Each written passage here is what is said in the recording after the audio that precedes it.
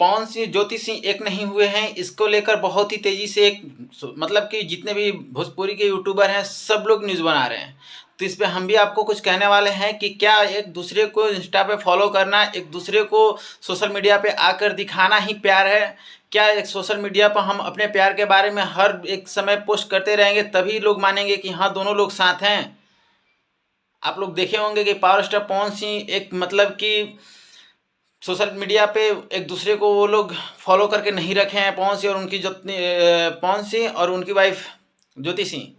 और उसी को लेकर बहुत ही पुराना न्यूज़ है, जो कि अगर देखा जाए तो ज्योति सिंह और पवन सिंह के बीच में जब तलाक के बात चल रहा था उसी बीच दोनों लोग एक दूसरे को अनफॉलो कर दिए थे। ज्योति सिंह भी अनफॉलो कर दी थी, लेकिन एक यूट्यूबर ने आकर उस पर बोल दिए कि देखो इनके बीच में अभी कुछ सही नहीं चल रहा है, और ये चीज़ मतलब कि ज्योति सिंह भी अनफॉलो करके रखे हैं, पवन सिंह भी अनफॉलो करके। अरे भैया वो अनफॉलो बहुत पहले का अनफॉलो करके रखे हुए हैं। तो आप लोग ऐसे ही फालतू का न्यूज़ नहीं बनाएं, और वो दोनों को अपना जीवन जैसे है चल रहा है चलने दीजिए, एक दूसरे को समझने दीजिए, अपने बीच का सॉर्ट आउट करने दीजिए जो भी मैटर है।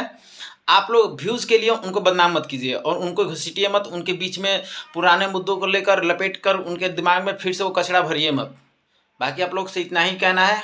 बाकी आप लोग को जैसा लग रहा है आप लोग कीजिए और करते रहिए।